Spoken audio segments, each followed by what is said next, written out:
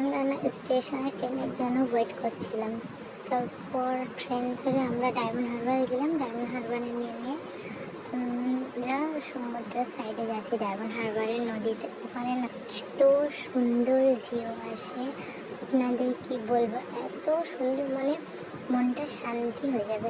কখনো যদি যান, এখানে সানসেটটা জাস্ট ওয়াও, নদীর ধারে সানসেট দেখার মজাই আলাদা। অপোজিট সাইডে একটা পার্ক ছিল, এই পার্কে আমরা কোনোদিনও যাইনি। এই পার্কটা কিরম বলতে পারবো, কিন্তু এই নদীর সাইডে বসার যে শান্তি আর মজা, এটা কোথাও নেই।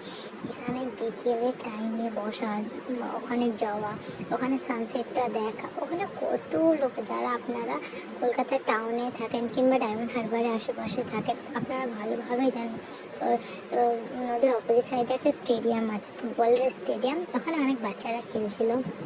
তারপর আমরা টোটো থেকে নেমে পড়লাম, নেমে তখন সমুদ্রের এখানটাতে দাঁড়ালাম। এখানে ভিউটাকে দেখছিলাম, দেখতে দেখতে কখন সন্ধ্যা হয়ে গেছে আমরা বুঝতেই পারিনি। সন্ধ্যার আবহাওয়া, আমি আর সুবর্ণা তখন বসে বসে আবহাওয়া দেখছিলাম। সমস্ত কিছু থাকার পরে যখন রাত 9টা-8টা বেজে গেলো, তখন আমরা বাড়ির জন্য আবার রওনা দিলাম। বাড়ি ফেরার সময় আবার মার্কেটগুলো দেখতে দেখতে বাড়ি আসছিলাম। এত সুন্দর মার্কেটের ভিউ না ওখানে। আমি যখনই আমার মাসির বাড়ি যাই না, আমি তখনই ওখানে যাই। আমার মেজো মাসির বাড়ি কলকাতাতে, ওখান থেকে 15-16টা, আই থিঙ্ক 15-16টা হয়তো স্টেশন হবে। স্টেশনগুলো খুব ছোটো ছোটো, অতটা বড় না, বেশি টাইম লাগে না। খুব জোর আধা ঘন্টা থেকে 40 মিনিট এরম টাইম লাগে। আর ওখান থেকে ট্রেন থেকে নেমে টোটোওয়ালারা নিজেই নদীতে নিয়ে চলে যায়।